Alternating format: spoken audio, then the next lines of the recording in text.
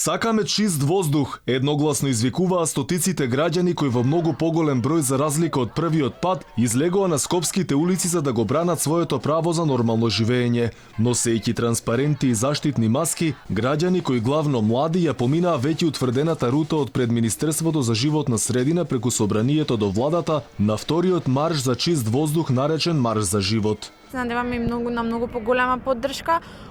Денеска многу се радуваме на, да кажеме, најмладите средношколците кои што се изјасна денеска доста гласно, се гледаше нивниот притисок доста. И покрај бројните притисоци. Да, и покрај нивните притисоци, они се тука. Бараме системски мерки, системски промени, бидејќи самиот проблем е голем и такви мора да бидат и промените.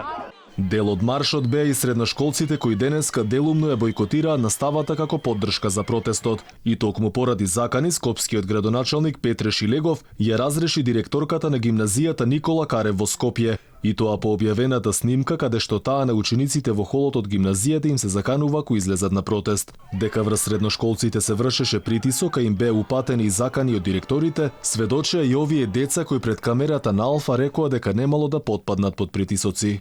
Сите надлежни во школото, сите повеќето професори, директори, тоест директорот и така.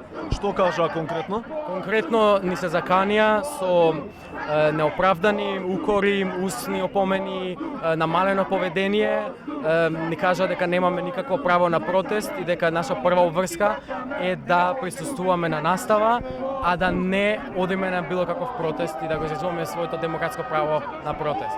Како реагиравте вие понатаму, бидејќи секој демократско право е загарантирано со законот? Прво бевме пред се навредени, зашто ни ги укинуваат сите човечки права за свое искажување, никој не слушаше, никој не го слушаше гласот и со ова организирано бойкотирање на настава не се буниме ние на школото директно, туку сметаме дека е најубавото решение. Представниците на невладините организации најавија дека протестите ќе продолжат се до исполнување на сите барања, но и ги потсетија надлежните дека на 31 декември им истекува првиот рок за исполнување за над 100 барања за чист воздух. Посочија дека протестите ќе се прошират во сите градови, зашто чистиот воздух им е потребен на сите подеднакво.